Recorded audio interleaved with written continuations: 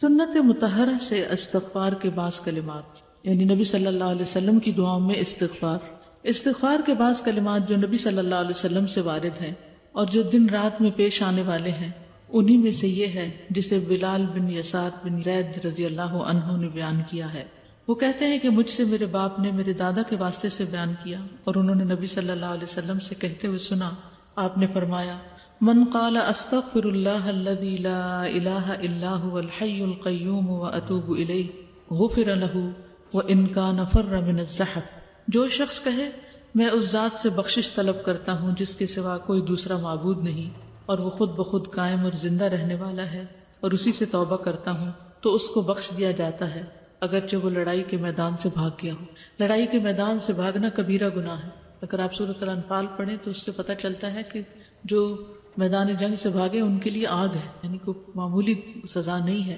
پڑھ کے میں ابھی ریسنٹلی جب رمضان میں قرآن پڑھ رہی تھی تو اس آیت پہ پہنچی تو کانپ اٹھی میں کہ ایک شخص جو اللہ کے راستے میں جہاد کرنے کے لیے نکلا ہے اور پھر وہ وہاں سے بھاگا تو اس کی اتنی سخت پکڑ ہے، تو ڈر لگتا ہے کہ کہیں اللہ کی نافرمانی ہو اور پھر انسان کی پکڑ ہو جائے۔ لیکن اب انسان ہے نا، انسانوں کے اندر کمزوریاں ہیں، تو اگر کوئی وہاں سے بھی بھاگ گیا، اتنا بڑا گناہ کر بیٹھا ہے اور پھر یہ استغفار پڑھتا ہے تو اللہ تعالیٰ اس کو بھی معاف کر دیتے ہیں، یعنی جس پہ آگ واجب ہو گئی تھی اس کی بھی نجات ہوگی، بخشش ہوگی، وہ اس سے نکل آیا۔ اور آپ صلی اللہ علیہ وسلم نے فرمایا، اللہم انت ربی لا الہ الا انت خلقتنی وانا عبدک وانا علی عہدک ووعدک ما استطعت اعوذ بک من شر ما صنعت ابوء لک بنعمتک علی وابوء بذنبی فاغفر لی فإنہ لا یغفر الذنوب الا انت۔ اے اللہ، تو میرا پالنے والا ہے، نہیں ہے کوئی معبود برحق مگر تو ہی، تو نے مجھے پیدا کیا اور میں تیرا بندہ ہوں، اور میں تیرے عہد اور وعدے پر اپنی طاقت کے مطابق قائم ہوں، اور میں اپنے ان تمام برے کاموں سے تیری پناہ مانگتا ہوں جن کو میں نے کیا ہے، اور میں تیری نعمت کا اقرار کرتا ہوں اور اپنے گناہوں کا اقرار کرتا ہوں، پس تو مجھے بخش دے کیونکہ تیرے سوا کوئی دوسرا ان گناہوں کا بخشنے والا نہیں ہے۔ اس کو سید الاستغفار کہا جاتا ہے۔ جو شخص صبح اور شام اس کو پڑھتا ہے تو اگر صبح پڑھنے کے بعد دن میں وفات ہو گئی تو اس کی بخشش ہو جائے گی، اور اسی طرح اگر کوئی شام کو پڑھتا ہے اور رات میں فوت ہو گیا تو اس کی بخشش ہو جائے گی، اس کو جنت ملے گی۔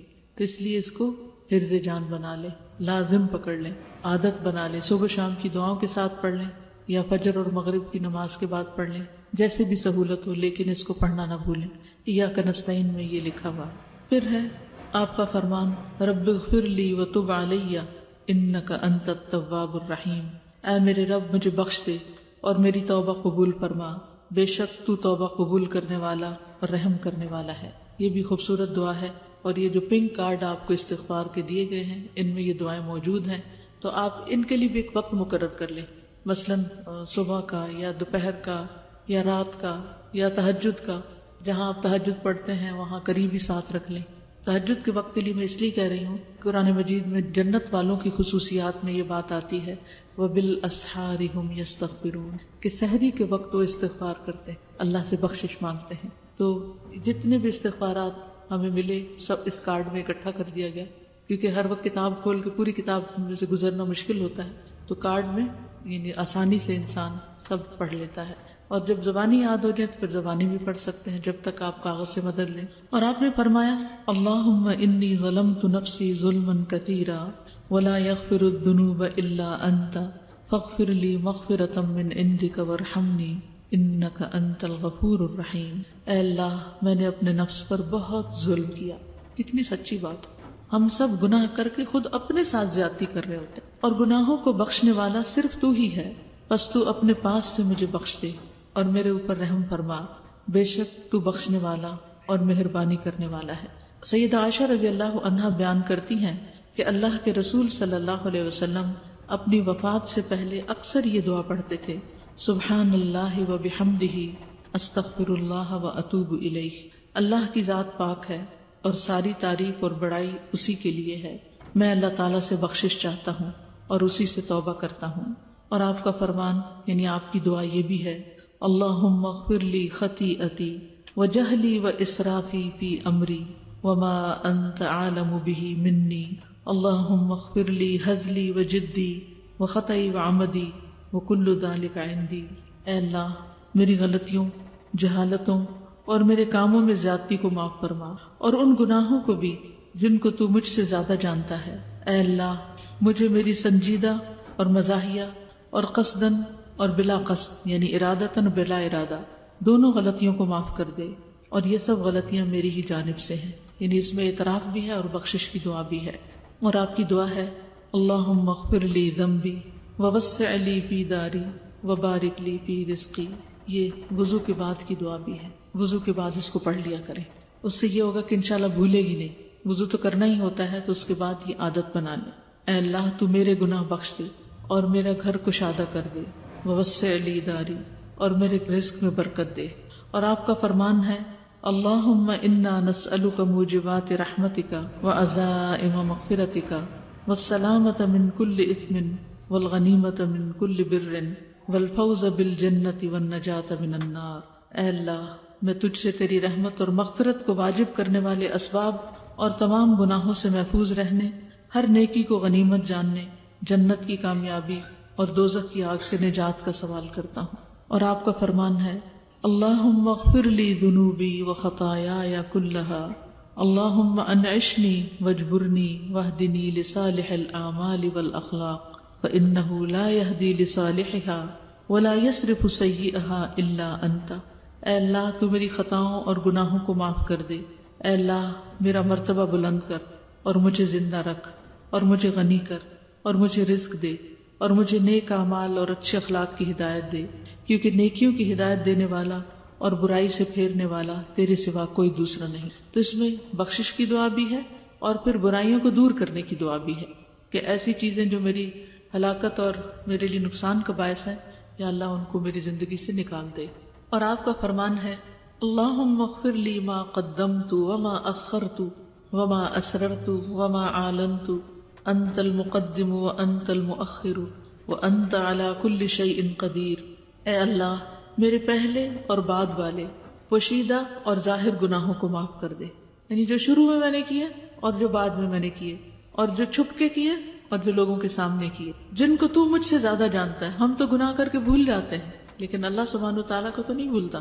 جن کو تو مجھ سے زیادہ جانتا ہے، انت المقدم، تو ہی آگے بڑھانے والا ہے، وانت المؤخر، اور تو ہی پیچھے کرنے والا ہے، وانت علی کل شیء قدیر، اور تو ہر چیز پر قادر ہے۔ استغفار کے درجات۔ پہلا درجہ زبان سے استغفار کرنا، پہلا درجہ زبان سے استغفار کرنا، جس میں بے شمار فائدے، منافع اور برکتیں ہوتی ہیں۔ زبانی استغفار کی برکت سے ہی دلی استغفار ہوتا ہے، یعنی زبان بولتی رہتی ہے تو ہی دل پر جاتی ہے بات، اور اسی سے اللہ کریم اور غفار سے دعا کی قبولیت کی امید ہوتی ہے۔ اور اس کا ایک فائدہ یہ بھی ہے کہ یہ خاموشی سے بہتر ہے، خاموشی سے بہتر ہے، اور اسی بنا پر بندہ بھلی بات کہنے، بھلا کام کرنے اور بھلے امور پر استقلال کی عادت پکڑتا ہے، یعنی اس مستقل مزاجی بھی اسی سے آتی ہے۔ برائی اور اس کے اسباب سے دور رہتا ہے، بلکہ وہ بری چیزوں پر غصہ ہوتا ہے اور دل ملا اٹھتا ہے۔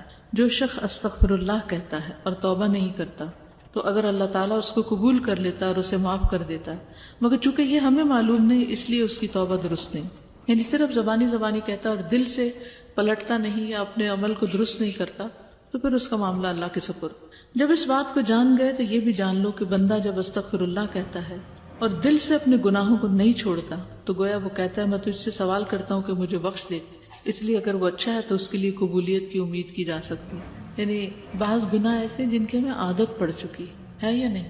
ایک چھوٹی سی بات ہے، مثال کے طور پر نماز میں باحجاب سطر والا لباس پہننا، بہت سے لوگ اس میں خصوصاً خواتین کوتاہی کرتی ہیں۔ اکثریت کو میں نے دیکھا ہے، جیسے کسی مسجد میں نماز پڑھتے ہوئے، اجتماعی نماز پڑھتے ہوئے، کہ گرمیوں میں خصوصاً لون کے کپڑے پہنے ہوئے ہوتے ہیں، شلواریں ویسے ہی چھوٹی ہو گئی ہیں، اور جب وہ عورتیں رکوع کرتی ہیں یا سجدہ کرتی ہیں تو لازماً ان کے ٹخنے نظر آتے ہیں۔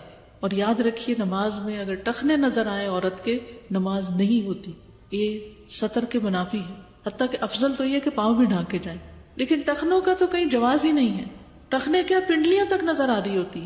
آپ آج گھر جا کر دیکھیے کہ جب آپ جس کپڑے میں نماز پڑھ رہے ہیں اس سے جب آپ جھکے ہیں تو آپ کے پاؤں کا عالم کیا ہے، کتنے ننگے ہو گئے۔ پھر اسی طرح جو آج کل پاجامے پہننا شروع ہو گئے ہیں، جو عورت کا لباس ہی نہیں ہے، اب اس سے کیا ہوتا ہے کہ پوری شیپ لیگ کی نظر آ رہی ہوتی ہے، اور قمیضوں کے چوک چونکہ لمبے ہیں تو جب ہم دوپٹہ چھوٹا سا لیا ہوا ہوتا ہے رکوع پہ جاتے ہیں پوری پیٹھ نظر آ رہی ہوتی ہے۔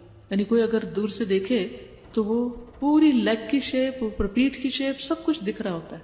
اس سے بھی نماز نہیں ہوتی. ایک گناہ کا ارتکاب کر رہے ہوتے ہیں ہم، اللہ کے سامنے کھڑے ہو کر اللہ کی نافرمانی کر رہے ہوتے ہیں. اور جو لوگ کہتے ہیں کہ یہ جھوٹے لوگوں کی توبہ ہے تو اس سے مقصود حقیقی توبہ نہیں، جبکہ بعض لوگوں کا خیال ہے اور یہی سچ بھی ہے، کیونکہ گناہ پر اصرار کے ساتھ توبہ نہیں ہو سکتی. گناہ پر اصرار یعنی گناہ کرتے چلے جانا، جان بوجھ کے کرتے چلے جانا، سمجھ بوجھ کے کرتے چلے جانا، صرف نفس کی خواہش کے ہاتھوں مجبور ہو کے کرتے چلے جانا، تو اس میں صرف زبان سے پھر استغفر اللہ کہنے سے توبہ نہیں ہوتی. بہرحال زبانی استغفار جیسے بھی ہو ہر اعتبار سے بہتر ہے. وہاں اگر یہ استغفار غافل دل سے ہے تو یہ کہ غیر مقبول ہے، جیسے نبی صلی اللہ علیہ وسلم کا ارشاد ہے، جان لو کہ اللہ غافل بے پرواہ دل سے دعا کو قبول نہیں کرتا. تو ہمیں بار بار اپنے آپ کو پلٹانا ہے شعوری استغفار کی طرف. دوسرا درجہ دل سے استغفار کرنا، جو حقیقت میں مطلوب ہوتا ہے. یہی استغفار دلوں کو گندگی سے صفائی میں لانے میں سب سے زیادہ مؤثر ہوتا ہے. اس استغفار میں بہت زیادہ فائدہ، اجر و ثواب، نفع اور برابری، نتیجہ خیزی ہوتی ہے. اس سے تکلیف اور پریشانی، غم و اندوہ دور ہو جاتے ہیں. کس سے؟ دل سے کیے ہوئے استغفار سے پریشانی اور غم و اندوہ دور ہو جاتے ہیں. سوچئے کوئی پریشانی ہے آپ کے دل میں، پھر سوچئے کوئی گناہ تو نہیں کرتی، کہیں اللہ کی نافرمانی تو نہیں کر رہی، اور پھر اس نافرمانی کو چھوڑ کر دل سے استغفار کریں اور مطلوب و مقصود حاصل ہوتا ہے. اس کی وجہ سے رحمتیں اور برکتیں نازل ہوتی ہیں اور آفات اور مصیبت دور ہو جاتے ہیں، اور اس کا فائدہ تمام مخلوقات کو پہنچتا ہے. تیسرا درجہ زبان اور دل دونوں سے استغفار کرنا، جو کہ کامل فضیلت والا ہوتا ہے. اس استغفار کے ذریعے انسان کے تمام فضائل اکٹھے ہو جاتے ہیں، جسم اور دل دونوں درست ہو جاتے ہیں. یہی کامیابی اور بھلائی کا سرچشمہ ہے، بلکہ یہی سب سے زیادہ سود مند اور جمع برکات ہے، اور اسی سے فیض و کرم کے دریا بہتے ہیں. اس کی وجہ سے رحمت اور مغفرت نازل ہوتی ہے، نیکیاں دگنی ہوتی ہیں، برائیاں مٹتی ہیں اور درجات بلند ہوتے ہیں. اسی کی وجہ سے اعمال اور اطاعت کی صفائی ہوتی ہے. یہی خوشی کا سرچشمہ اور آئینہ دل کا سیکل گر ہے، یعنی چمکانے والا ہے. اس کے ذریعے سے گناہوں اور عیوب سے کامل صفائی حاصل ہوتی ہے اور غیب کے پردوں کی نقاب کشائی تک پہنچا جا سکتا ہے. یہی ہر مقصود میں اضافے کا موجب ہے اور اسی سے درجات بلند ہوتے ہیں. اسی سے مصیبتوں سے چھٹکارا اور تمام مخلوقات کے رزق میں اضافہ ہوتا ہے. استغفار رزق میں اضافے کا ذریعہ ہے. اگر آپ کسی بھی رزق کی تنگی، پریشانی کا شکار ہے تو کثرت سے دل اور زبان سے استغفار شروع کریں، انشاءاللہ اللہ تعالیٰ دروازے کھول دے گا. وہاں سے رزق دے گا جہاں سے آپ کو گمان بھی نہیں ہے. استغفار کی فضیلت، اللہ عز و جل کا فرمان ہے، جب ان سے کوئی ناشائستہ کام ہو جائے یا کوئی گناہ کر بیٹھے تو فوراً اللہ کا ذکر اور اپنے گناہوں کے لیے استغفار کرتے ہیں. علقمہ اور اسود کا بیان ہے، وہ کہتے ہیں کہ عبداللہ بن مسعود نے کہا، قرآن شریف میں 2 آیتیں ایسی ہیں کہ جو بھی بندہ کوئی گناہ کرے اور ان کو پڑھے پھر اللہ تعالیٰ سے استغفار کرے تو اللہ تعالیٰ اس کو بخش دیتے ہیں. والذین اذا فعلوا فاحشۃ، یہ بے حیائی کا لباس پہننا بھی فاحشہ میں شمار ہوتا ہے. او ظلموا انفسهم ذکروا اللہ فاستغفروا لذنوبہم، جب ان سے کوئی ناشائستہ کام ہو جائے یا کوئی گناہ کر بیٹھے تو فوراً اللہ کا ذکر اور اپنے گناہوں کے لیے استغفار کرتے ہیں. اور اللہ عز و جل کا فرمان ہے، وَمَن يَعْمَلْ سُوءًا أَوْ يَظْلِمْ نَفْسَهُ ثُمَّ يَسْتَغْفِرِ اللَّهَ يَجِدِ اللَّهَ غَفُورًا رَحِيمًا، جو شخص کوئی برائی کرے یا اپنی جان پر ظلم کرے پھر اللہ تعالیٰ سے استغفار کرے تو وہ اللہ کو بخشنے والا، مہربانی کرنے والا پائے گا. یعنی کوئی بھی برائی ہو جائے کسی بھی قسم کی تو استغفار سے وہ معاف ہو جاتی. اور اللہ تعالیٰ نے فرمایا، فَسَبِّحْ بِحَمْدِ رَبِّكَ وَاسْتَغْفِرْهُ إِنَّهُ كَانَ تَوَّابًا، تو اپنے رب کی تسبیح کر حمد کے ساتھ اور اس سے مغفرت کی دعا مانگ، بے شک وہ بڑا ہی توبہ قبول کرنے والا ہے. اور اللہ نے فرمایا، وَالْمُسْتَغْفِرِينَ بِالْأَسْحَارِ وَالْمُسْتَغْفِرِينَ بِالْأَسْحَارِ، اور پچھلی رات کو بخشش مانگنے والے لوگ ہیں. رسول اللہ صلی اللہ علیہ وسلم اکثر یہ کہتے تھے، سبحانک اللہم وبحمدک اللہم اغفر لی انک انت التواب الرحیم، اے اللہ تیری ذات پاک ہے اور تعریف تیرے لیے ہے، اے اللہ تو مجھے بخش دے، بے شک تو توبہ قبول کرنے والا اور رحم کرنے والا ہے. اور آپ نے فرمایا، من اکثر من الاستغفار جعل اللہ عز وجل له من كل ہم فرجا ومن كل ضیق مخرجا ورزقه من حیث لا يحتسب، جو شخص کثرت سے استغفار کرے تو اللہ تعالیٰ اس کا ہر ایک رنج و غم دور کر دے گا، سبحان اللہ، اور ہر تکلیف سے اس کو نجات دے گا، اور اس کو ایسی جگہ سے روزی دے گا کہ اس کا گمان تک نہ ہوگا۔ کتنی خوبصورت بات ہے یہ، ہر رنج و غم سے نجات۔ اور آپ نے فرمایا انی لاستغفر اللہ واتوب الیہ فی اليوم اکثر من 70 مرۃ، میں اللہ تعالیٰ سے دن میں 70 مرتبہ سے زیادہ توبہ اور استغفار کرتا ہوں۔ یہ آپ صلی اللہ علیہ وسلم کی حالت تھی جبکہ آپ کے اگلے اور پچھلے گناہ معاف کر دیے گئے تھے، اور آپ صلی اللہ علیہ وسلم نے فرمایا انہ لیغان علی قلبی حتی انی لاستغفر اللہ تعالی فی کل یوم 100 مرہ، کہ میرے دل پر پردہ سا آ جاتا ہے اور میں اللہ سے دن میں 100 مرتبہ بخشش طلب کرتا ہوں۔ اور آپ صلی اللہ علیہ وسلم نے فرمایا من قال حین یأوی الی فراشہ استغفر اللہ العظیم الذی لا الہ الا هو الحی القیوم واتوب الیہ 3 مرات غفر اللہ له ذنوبہ وإن كانت مثل زبد البحر او عدد رمل عالج او عدد ورق الشجر او عدد ایام الدنیا۔ جو شخص اپنے بستر پر آتے وقت استغفر اللہ سے واتوب الیہ تک 3 بار کہے تو اللہ تعالیٰ اس کے گناہ بخش دیتے ہیں، اگرچہ اس کے گناہ سمندر کے جھاگ کے برابر ہوں، یا ٹیلوں کی ریت کے برابر ہوں، یا درختوں کے پتوں کے برابر ہوں، یا دنیا کے دنوں کے برابر ہوں۔ آپ نے ایک دوسری حدیث میں فرمایا من قال ذلك غفرت ذنوبه وان كان فارا من الزحف، اور حذیفہ کہتے ہیں کہ میں اپنے اہل بال بچوں کے لیے بڑا بد زبان تھا، یعنی ان کے ساتھ سختی کرتا تھا۔ ایک دن میں نے رسول اللہ صلی اللہ علیہ وسلم سے کہا اے اللہ کے رسول، مجھے ڈر ہے کہ میری زبان مجھے جہنم میں ڈلوا دے گی، تو نبی صلی اللہ علیہ وسلم نے فرمایا فأین انت من الاستغفار فإنی لاستغفر اللہ فی اليوم 100 مرہ، تو استغفار کیوں نہیں کرتا؟ میں تو ایک دن میں 100 مرتبہ سے زیادہ اللہ تعالیٰ سے استغفار کرتا ہوں۔ ہم سب کا بھی حال کیا ایسا ہی نہیں کہ بچوں کو ڈانٹ ڈپٹ، ادھر سختی ادھر سختی، ادھر چیخنا چلانا، یعنی باوجود کنٹرول کے کچھ نہ کچھ ہو ہی جاتا ہے۔ تو ایسے میں پھر کس چیز کی ضرورت ہے؟ استغفار کی۔ اور سیدہ عائشہ رضی اللہ تعالیٰ عنہا کہتی ہیں کہ رسول اللہ صلی اللہ علیہ وسلم نے مجھ سے فرمایا ان کنت الممت بذنب فاستغفر اللہ وتوبی الیہ فإن التوبۃ من الذنب الندم والاستغفار، یہ کہ جب تو کسی گناہ کے قریب ہو تو اللہ سے توبہ استغفار کر۔ الممتی یعنی کرنا تو کیا، قریب بھی ہونا جو ہے وہ بھی استغفار کا تقاضا کرتا ہے، کیونکہ توبہ گناہ سے شرم کرنے اور استغفار کرنے سے قبول کی جاتی ہے۔ اور نبی صلی اللہ علیہ وسلم استغفار میں کہتے تھے اللہم اغفر لی خطیئتی وجہلی واسرافی فی امری وما انت عالم بہ منی، اللہم اغفر لی ہزلی وجدی وخطئی وعمدی وکل ذلک عندی، اللہم اغفر لی ما قدمت وما اخرت وما اسررت وما اعلنت وما انت عالم بہ منی، انت المقدم وانت المؤخر وانت علی کل شیء قدیر۔ اے اللہ میری غلطیوں، جہالتوں اور میرے کاموں میں زیادتی کو معاف فرما، اور ان گناہوں کو بھی جن کو تو مجھ سے زیادہ جانتا ہے۔ اے اللہ میری سنجیدہ، مزاحیہ، بلا قصد اور قصداً غلطیوں کو معاف کر دے، اور وہ تمام غلطیاں جو مجھ میں ہیں اے اللہ میرے پہلے اور بعد والے، پوشیدہ اور ظاہر تمام گناہوں کو معاف فرما دے جن کو تو مجھ سے زیادہ جانتا ہے۔ تو ہی پہلے سے ہے اور تو ہی بعد میں ہے اور تو ہی ہر چیز پر قادر ہے۔ اور علی رضی اللہ عنہ کہتے ہیں کہ میں ایسا آدمی تھا کہ جب کوئی حدیث رسول صلی اللہ علیہ وسلم سے سنتا تھا جس سے اللہ تعالیٰ نے مجھے جیسا چاہا اس سے فائدہ پہنچایا، اور صحابہ میں سے جب کوئی مجھ سے حدیث بیان کرتا تھا تو میں اس سے قسم لیتا تھا، اور جب قسم کھا لیتا تو میں اس کی تصدیق کرتا تھا۔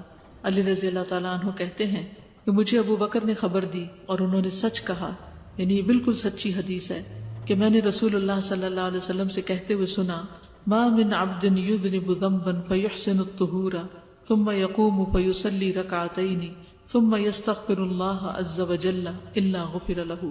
جب کوئی بندہ کوئی گناہ کر بیٹھتا ہے بس وہ اگر اچھی طرح وضو کرتا ہے اور کھڑے ہو کر 2 رکعت نماز پڑھتا ہے، پھر اللہ تعالیٰ سے استغفار کرتا ہے تو اللہ اس کے گناہ کو بخش دیتے ہیں۔ پھر اللہ تعالیٰ کے فرمان کی تلاوت کی والذین اذا فعلوا فاحشۃ او ظلموا انفسهم ذکروا اللہ فاستغفروا لذنوبهم ومن یغفر الذنوب الا اللہ ولم یصروا علی ما فعلوا وهم یعلمون۔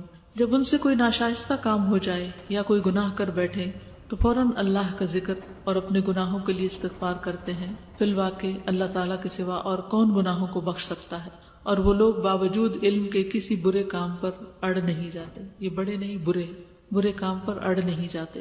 اور سیدنا ابو ہریرہ رضی اللہ عنہ نے نبی صلی اللہ علیہ وسلم سے بیان کیا ہے کہ آپ نے فرمایا ان المؤمن اذا اذنب ذنبا كانت نقطة سوداء في قلبه فإن تاب ونزع واستغفر صقل قلبه منها فإذا زادت حتى تغلف قلبه فلذلك الران الذي ذكره الله عز وجل في كتابه كلا بل ران على قلوبهم ما كانوا يكسبون. بے شک مومن جب کوئی گناہ کا کام کرتا ہے تو اس کے دل میں ایک کالا سا داغ لگ جاتا ہے، اور جب وہ توبہ استغفار کرتا ہے تو اس کا دل صاف اور شفاف ہو جاتا ہے، اور اگر وہ زیادہ گناہ کرتا ہے تو وہ داغ زیادہ ہو جاتا ہے اور اس کے دل پر غالب آ جاتا ہے اور دل پر زنگ کی طرح بیٹھ جاتا ہے جس کا ذکر اللہ نے اپنی کتاب کے اندر کیا. یوں نہیں بلکہ ان کے دلوں پر ان کے اعمال کی وجہ سے زنگ چڑھ گیا ہے. یعنی جب انسان توبہ نہیں کرتا تو دل رسٹڈ ہوتے ہیں، زنگ آلود ہوتے ہیں، اور ان کے اندر کی روشنی ختم ہو جاتی ہے، اور پھر ان کو برائی کا احساس بھی ختم ہو جاتا ہے، وہ گلٹ بھی ختم ہو جاتی، دل سخت ہونے لگتے ہیں، بے حسی بڑھنے لگتی ہے، اور انسان برائیوں پر برائیاں کرتا چلا جاتا ہے. اور سیدنا ابو ہریرہ رضی اللہ عنہ بیان کرتے ہیں کہ نبی کریم صلی اللہ علیہ وسلم نے فرمایا ان اللہ سبحانہ لیرفع الدرجۃ للعبد فی الجنۃ فیقول یا رب انا لی ہذہ فیقول عز وجل باستغفار ولدک لک. سبحان اللہ. بے شک اللہ سبحانہ وتعالی بندے کا درجہ جنت میں بلند کرتا ہے، یعنی اسے اونچا مقام عطا کرتا ہے. تو بندہ کہتا ہے میرے رب یہ مقام کیسے تو مجھے عطا کر رہا ہے؟ اللہ تعالیٰ فرماتے ہیں تیرے لیے تیرے لڑکے کے استغفار کرنے کی وجہ سے، یعنی تیرے بچے نے تیرے لیے استغفار کیا تو اس وجہ سے تیرا درجہ بلند ہو. سیدہ عائشہ بیان کرتی ہیں کہ رسول اللہ صلی اللہ علیہ وسلم فرماتے تھے اللہم اجعلنی من الذین اذا احسنوا استبشروا واذا اساؤوا استغفروا. اے اللہ مجھے ان لوگوں میں سے کر دے جو نیک کام کرتے ہیں تو خوش ہوتے ہیں اور جب برا کام کرتے ہیں تو اس سے استغفار کرتے ہیں. ان کے دل زندہ ہے، اچھائی برائی کا فرق محسوس کرتے ہیں. کیونکہ جب انسان غم میں ڈپریشن میں ہوتا ہے، اس کو کوئی اچھی خبر دی جائے وہ خوش نہیں ہوتا، کوئی بری سنائی جائے اس کو اثر نہیں ہوتا. تو اس سے بھی اللہ کی پناہ مانگنی چاہیے. اللہ دلوں کی سختی سے ہمیں محفوظ رکھے. اور آپ نے فرمایا اذا اذنب العبد ذنبا قال اللهم اغفر لي فيقول الله عز وجل اذنب عبدي ذنبا فعلم ان له ربا يأخذ بالذنب ويغفر الذنب عبدي اعمل ما شئت فقد غفرت لك. جب بندہ گناہ کرتا ہے اور گناہ کرنے کے بعد کہتا ہے اے اللہ مجھے بخش دے، تو اللہ عز و جل فرماتے ہیں کہ میرے بندے نے گناہ کیا، پھر اس کا اعتراف کیا کہ میرا ایک رب ہے جو گناہ پر مواخذہ بھی کرتا ہے اور گناہ کو بخشتا بھی ہے. تو اللہ تعالیٰ فرماتا ہے اے میرے بندے تو جو چاہے کر، میں نے تجھے بخش دیا. یعنی جب تک انسان اللہ کی طرف پلٹتا رہتا ہے اللہ تعالیٰ بندے کو معاف کرتا رہتا ہے. شرط یہ ہے کہ انسان کو گناہ پر ندامت ہو، گناہ چھوڑنے کا ارادہ ہو اور اللہ کی طرف پلٹتا رہے. اور رسول اللہ صلی اللہ علیہ وسلم نے فرمایا ما اصر من استغفر وان عاد فی اليوم 70 مرۃ. جو شخص گناہ پر اڑے نہیں اور اللہ سے استغفار کرے اگرچہ وہ دن میں 70 مرتبہ گناہ کرے تو اللہ تعالیٰ اس کو معاف کر دیتے. اڑے نہیں کا مطلب یہ ہے کہ گناہ کرتا نہ چلا جائے بلکہ گناہ چھوڑ دے. استغفار کا مقصد یہی ہے کہ انسان گناہوں کی زندگی سے باہر آ جائے. اور رسول اللہ صلی اللہ علیہ وسلم نے فرمایا ان رجلا لم يعمل خيرا قط نظر الى السماء فقال ان لي ربا يا رب فاغفر لي فقال الله عز وجل قد غفرت لك. بے شک ایک آدمی کے جس نے بھلائی کا کام کبھی نہیں کیا وہ آسمان کی طرف نظر اٹھا کر دیکھتا ہے کہ بے شک میرا ایک رب ہے، اے میرے رب مجھے بخش دے.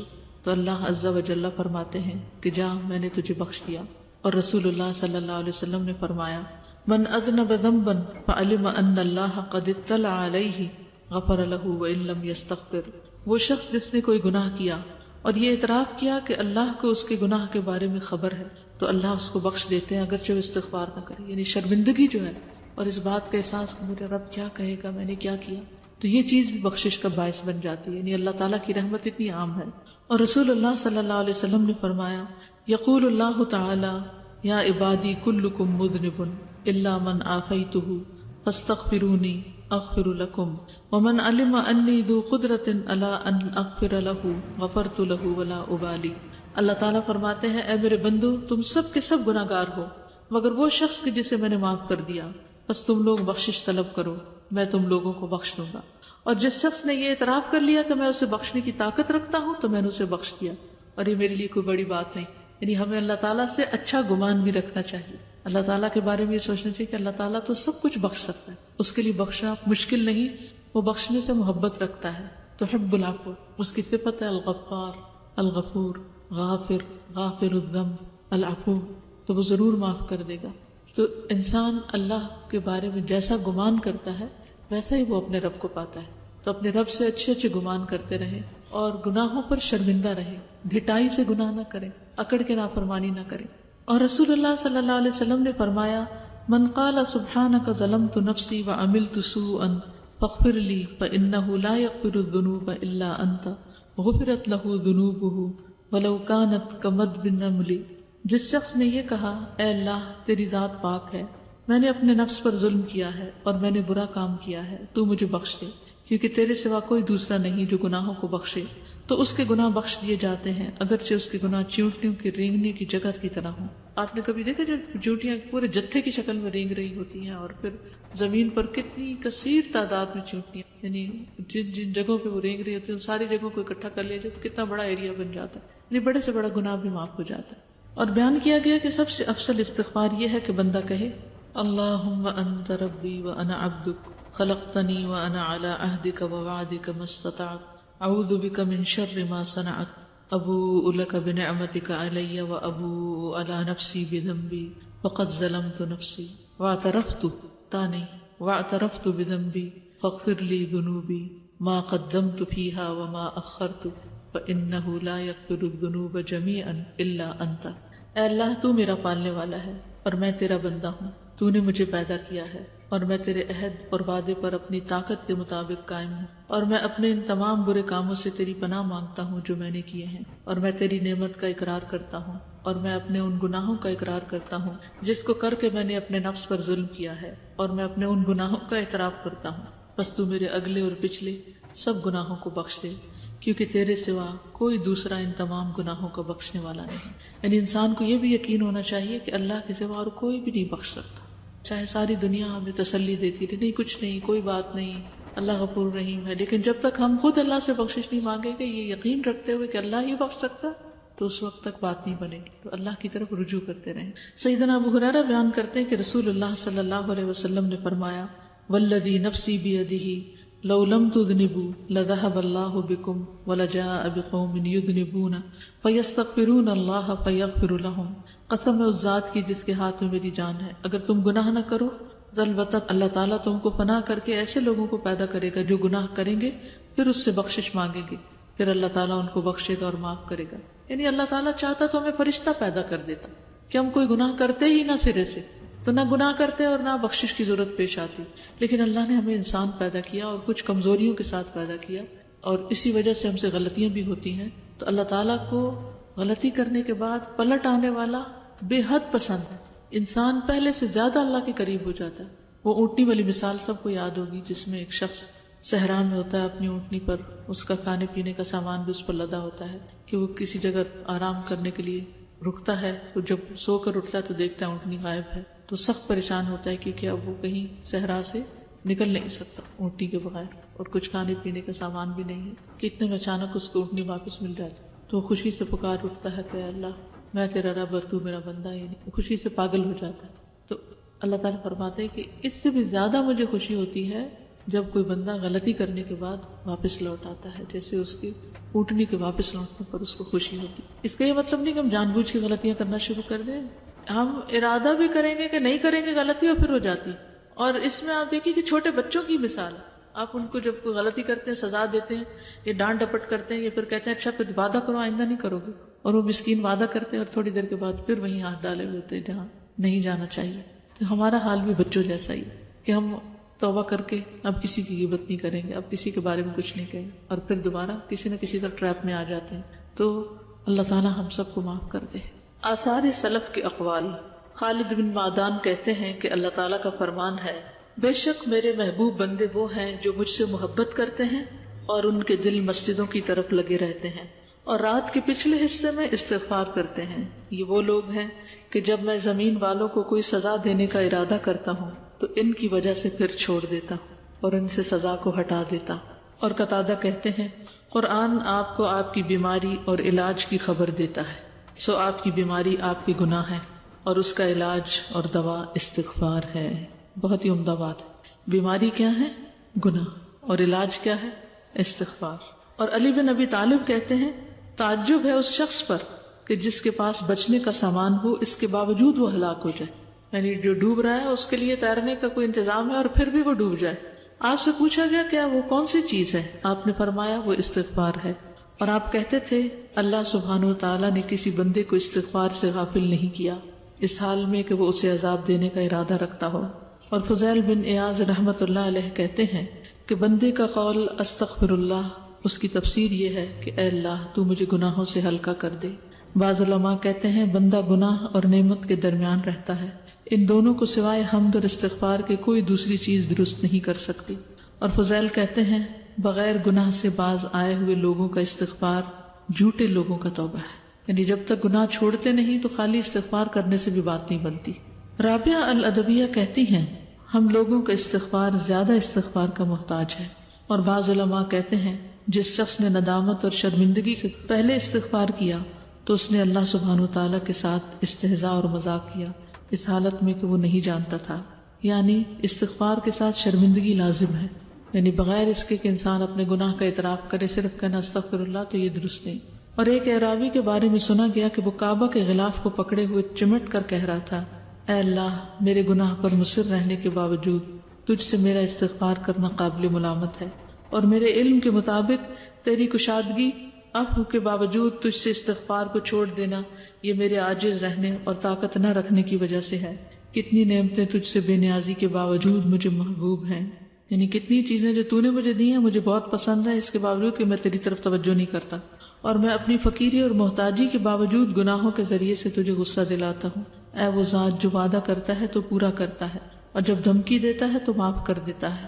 اے ارحم الراحمین میرے عظیم جرم کو اپنے عظیم عفو و معافی میں ڈال دے. اور ابو عبداللہ البراق کہتے ہیں کہ اگر آپ کے اوپر پانی کے قطرے اور سمندر کی جھاگ کے مثل گناہ ہوں اور آپ اپنے رب کو اخلاص کے ساتھ اس دعا سے پکاریں تو انشاءاللہ ضرور آپ کے گناہ مٹا دیے جائیں گے. وہ دعا یہ ہے اللہم انی استغفرک من کل ذنب تبت الیک منہ ثم عدت فیہ واستغفرک من کل ما وعدتک بہ من نفسی ولم اوف لک بہ واستغفرک من کل عمل اردت بہ وجہک فخالطہ غیرک واستغفرک من کل نعمت انعمت بها علی فاستعنت بها علی معصیتک واستغفرک یا عالم الغیب والشہادۃ من کل ذنب اتیتہ فی ضیاء النہار وسواد اللیل فی ملأ او خلاء وسرا وعلانیۃ یا حلیم. اے اللہ میں تجھ سے مغفرت طلب کرتا ہوں ہر اس گناہ سے جس کے بارے میں نے تجھ سے توبہ کی اور پھر اس کو کر بیٹھا، اور تجھ سے مغفرت طلب کرتا ہوں اپنے ہر اس وعدے کے بارے میں جس کو میں نے کیا اور پورا نہ کیا. کتنی بڑی بات ہے. کبھی ہم نے اس پر استغفار کی کہ اللہ آج تک میں نے لوگوں سے جتنے بھی وعدے کیے ہیں یا اللہ سے جتنے وعدے کیے ہیں ان پر میں توبہ کرتی ہوں کیونکہ میں نے ان کو پورا نہیں کیا، اور مغفرت طلب کرتا ہوں ہر اس عمل کے بارے میں جس کا میں نے تیرے لیے کرنے کا ارادہ کیا بس وہ دوسروں کے لیے ہو گیا، اور مغفرت طلب کرتا ہوں ان تمام نعمتوں کے بارے میں جن کو تو نے میرے اوپر کیا، یعنی میں نے ان کا حق ادا نہیں کیا، شکر ادا نہیں کیا. بس میں اپنے گناہوں کے بارے میں تجھ سے مدد طلب کرتا ہوں اے پوشیدہ اور ظاہر کے جاننے والے. میں اپنے ان تمام گناہ کے بارے میں تجھ سے بخشش طلب کرتا ہوں جن کو میں نے دن کی سفیدی، رات کی تاریکی اور تنہائی اور کھلی جگہ میں پوشیدہ ہو کر اور ظاہر ہو کر کیے ہیں. کہا جاتا ہے کہ یہ آدم علیہ السلام کا استغفار ہے، اور ایک قول یہ ہے کہ یہ خضر علیہ السلام کا استغفار ہے. بہرحال جس کا بھی ہو لیکن الفاظ بہت عمدہ ہیں، ان کو کرنے سے انشاءاللہ فائدہ ہوگا. لوگوں تم استغفار کو لازم پکڑو اور گناہوں سے معصوم نبی محمد صلی اللہ علیہ وسلم کے استغفار سے عبرت حاصل کرو، اس لیے کہ بندہ گناہوں اور عیوب سے کبھی بھی خالی نہیں ہو سکتا. تم استغفار کو لازم پکڑو اس لیے کہ یہ بلاؤں اور مصیبتوں سے روکنے کا مضبوط قلعہ ہے. جب تم کوئی گناہ کرو تو استغفار کرو، کیونکہ یہ ایسی غلطیاں اور گناہ ہیں کہ تمہاری پیدائش سے پہلے گردنوں میں توق پہنا دیے گئے ہیں، اور اگر تم اس پر مصر رہو گے تو ہر طرح کی ہلاکت اور بربادی تمہارے سامنے ہوگی. مجھے تعجب ہے ایسے شخص پر جو اللہ کی رحمت سے مایوس ہے حالانکہ اس کے ساتھ دفاع کا ہتھیار موجود ہے، یعنی استغفار. یعنی استغفار سے وہ مصیبت سے بچ سکتا ہے، لیکن اس کے باوجود وہ اللہ کی طرف رجوع نہیں کرتا. تم استغفار میں سستی سے بچو، استغفار میں سستی کرنے سے بچو. یعنی اچھا پھر توبہ کر لیں گے، حج پہ جائیں گے تو توبہ کر لیں گے، بوڑھے ہو جائیں گے تو پھر کر لیں گے، رمضان میں توبہ کر لیں گے. نہیں، دیر اینڈ دین توبہ کرنی چاہیے جو ہی گناہ کا احساس ہو. اور اگر تم نے گناہ کے عہد و پیمان کو مقدم کیا تو یقینی طور پر تم گناہ کر بیٹھو گے اور اللہ کی مغفرت اور بخشش میں شک کرو گے۔ جس شخص پر اللہ کا انعام ہو اسے چاہیے کہ وہ اللہ کی تعریف کرے، یعنی شکر ادا کرے، اور جس کی روزی میں کمی ہو تو اس کو چاہیے کہ اللہ سے استغفار کرے، اور جس کے سامنے کو غم اور مصیبت آ پہنچے اس کو چاہیے کہ وہ یہ کہے لا حول ولا قوت الا باللہ العلی العظیم، نہیں ہے کوئی طاقت اور قوت سوائے اللہ کے جو بلند و بالا عظیم ہے۔ ہر قسم کے گناہ انسان کے ذہن سے کبھی ختم نہیں ہوتے، اس لیے اسے چاہیے کہ وہ نئے سرے سے توبہ کرے اور زیادہ سے زیادہ استغفار کرے۔ آپ نے یہ دیکھا ہوگا کہ آپ کثرت سے استغفار کرتے پھر بھی آپ کے دل میں ایک رنج اور ہم ہوتا ہے، پتہ نہیں میری بخشش ہوئی ہے کہ نہیں، پتہ نہیں اللہ تعالیٰ نے مجھے معاف کیا کہ نہیں، تو انسان کا ذہن اس سے خالی نہیں ہو پاتا۔ تو یہ بھی ایک رحمت ہے کہ انسان بار بار توبہ کرتا رہے۔ توبہ کا مطلب یہ ہے کہ بندہ اپنے گناہ کو کبھی نہ بھولے اور گناہ کرنے پر مصر نہ ہو، اور جب بھی وہ کوئی گناہ کر بیٹھے تو فوراً توبہ استغفار کرے۔ دلوں میں دل وہ ہے کہ گناہ کرنے سے پہلے استغفار کرے تاکہ اطاعت اور فرما برداری کرنے سے پہلے بدلہ مل جائے، یعنی ہم ان گناہوں پر بھی معافی مانگے جو کر چکے ہیں اور ان پر بھی جو ابھی نہیں کیے۔ صبح اور شام اعضاء اور جوارح عین نہیں ہاں ہے یہاں کے بارے میں بطور شکر اور عافیت غور و فکر کرنا، اس کے گناہ سے استغفار کرنا، توبہ کے ذریعے ایمان کی طہارت اور پاکیزگی کے لیے عمل کرنا اور اپنے رزق کی اصلاح کرنا۔ تیرے لیے ضروری ہے کہ تو اللہ سے استغفار کرے، اور اگر اس کے کرنے سے عاجز ہو تو اللہ تعالیٰ سے اپنی لو لگاؤ، پھر اگر اس سے بھی عاجز ہو تو اللہ تعالیٰ کی اطاعت اور فرما برداری میں مشغول نہ رکھنے میں ہم کوئی عذر نہیں دیکھ رہے، اس لیے کہ یہ درجات کو بلند اور ترقی دینے میں سب سے بہتر ہے۔ استغفار سے متعلق اشعار: استغفر اللہ من علمی ومن عملی، استغفر اللہ من طمعی ومن عملی، استغفر اللہ مما قد جنیت ومن ظلمی وجوری فی ایام الاول، استغفر اللہ مما قد خفی وبدا وما تقرب به نفسی من العمل، استغفر اللہ من حسدی ومن نقص ومن غروری ومن حولی ومن حیلی، استغفر اللہ من حسی ومن نفسی، استغفر اللہ من سری ومن عللی، استغفر اللہ من شرک علی خفی ومن فسوقی و اجرامی ومن زللی، استغفر اللہ من وہمی و وسوستی ومن دسیسۃ نفس قد تخیل لی، استغفر اللہ من کفر بنعمت من للخیر والفضل والانعام سہل لی۔ میں اپنے علم اور عمل سے اللہ سے بخشش طلب کرتا ہوں، میں اپنے لالچ اور امید سے اللہ سے بخشش طلب کرتا ہوں، میں اللہ سے بخشش طلب کرتا ہوں ان تمام گناہوں سے اور ظلم اور جور سے جن کو میں نے گزشتہ ایام میں کیا۔ میں اللہ سے بخشش طلب کرتا ہوں ان تمام چیزوں سے جو پوشیدہ اور ظاہر ہے، اور اس عمل سے جس سے میرے نفس کو سکون ہو، اور میں اپنے حسد اور برائی سے اللہ کی بخشش طلب کرتا ہوں، اور اپنے غرور اور گھمنڈ اور طاقت اور ہیلا اور بہانہ سے، کیونکہ بعض اوقات انسان گھمنڈ میں آ جاتا ہے اور وہ پھر جھکتا ہی نہیں، اور بعض اوقات جسٹیفیکیشن دے دیتا ہے، ایکسکیوزز تلاش کر لیتا ہے۔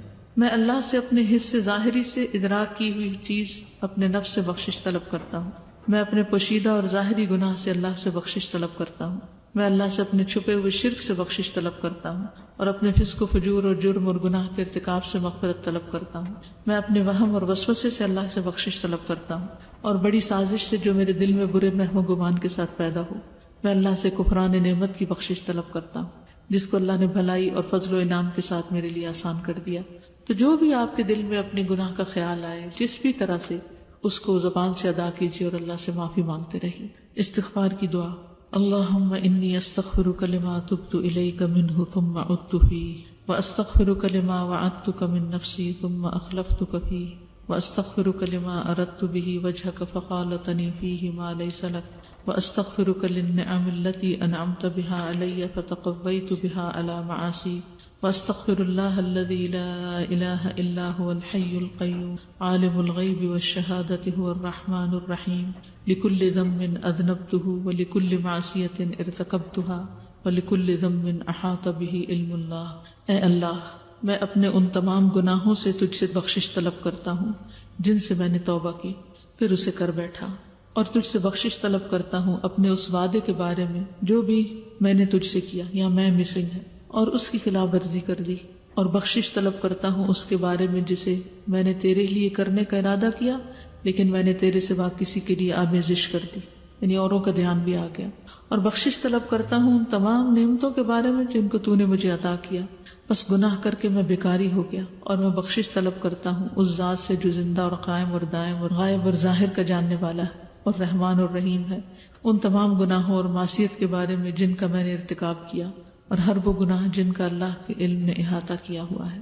استغفار سے متعلق قصیدہ۔ استغفر اللہ اہل العفو عن زلل، میں اللہ سے بخشش طلب کرتا ہوں جو غلطیوں کو معاف کرنے والا ہے۔ ربا رحیما مفید الخیر من ازلی، وہ رب جو ازل سے بھلائی کا فیضان کرنے والا اور رحم کرنے والا ہے۔ استغفر اللہ من ایذاء الخلائق من الانس والجن والاملاک والصغل، میں اللہ سے مخلوق کی ایذا رسانی یعنی تکلیف دینے سے بخشش طلب کرتا ہوں، یعنی جس کسی کو بھی تکلیف دی، چاہے وہ انسان ہو یا جنات یا کوئی ملکیت یا چھوٹے جسم والا جانور۔ استغفر اللہ من اتیان الشبہات، میں شک و شبہ کے آنے سے میں توبہ کرتا ہوں، کیونکہ ہمارے دل میں کتنے وسوسے آتے ہیں۔ کبھی ہم نے وسوسوں پر استغفار کی، اب الحرام یا بالمکروہ فی الاکل، یا کھانے میں مکروہ اور حرام سے اللہ سے بخشش طلب کرتا ہوں۔ استغفر اللہ من اظہار الحکم، میں اللہ تعالیٰ سے اپنی حکمت اور عقل مندی کے غالب کرنے سے مغفرت طلب کرتا ہوں، کیونکہ بعض اوقات ہم دین کا کوئی حکم پڑھتے ہیں پھر ہم اپنی عقل لڑانے لگتے ہیں اور سوچتے ہیں کہ یہ بھلا کیسے اور یہ کیسے، تو اس سے بھی توبہ کرنی چاہیے، کیونکہ ہماری عقل جو ہے وہ کامل نہیں ہے، اللہ کا فرمان سچا ہے، یعنی کبھی شک کرتے ہیں اور کبھی باتیں بنانے لگتے ہیں۔ والقلب منی غدا بالقبح اذا شتلی، جبکہ میرا دل برائی اور گناہ کی وجہ سے بوجھل اور سخت ہو گیا ہے۔ استغفر اللہ من بعد ومن بدع، میں اللہ کی رحمت سے دوری اور ناتجربہ کاری سے یعنی استغفار کرتا ہوں۔ ومن بلاء ومن بغی ومن بخل، اور مصیبت اور ظلم اور زیادتی اور بخیلی سے اللہ سے بخشش طلب کرتا ہوں۔ استغفر اللہ من بسط ومن بطر، میں مغرور ہونے اور حق کا انکار کرنے سے اللہ کی بخشش طلب کرتا ہوں۔ کتنی زبردست بات ہے یہ بھی، کہ کتنی دفعہ حق سامنے آتا ہے ہمارے لیکن ہم اس کو کھلے دل سے قبول نہیں کرتے۔ قد بدلی بحور الخیر بالوشلی، کیونکہ یہ دونوں میرے لیے خیر و بھلائی کے سمندر کو پانی کے قطرے میں تبدیل کرنے والے ہیں۔ یعنی انسان جب تکبر کرتا ہے اور حق کو قبول نہیں کرتا تو اس سے کیا ہوتا ہے، بڑی بڑی نعمتیں اور رحمتیں جو ہیں وہ انسان کے لیے ختم ہو کے رہ جاتی ہیں، سمندر قطرہ بن جاتا ہے جب انسان اللہ کی طرف سے آنے والی بات کو قبول نہیں کرتا۔ تو اس سے بھی توبہ استغفار کرنی چاہیے۔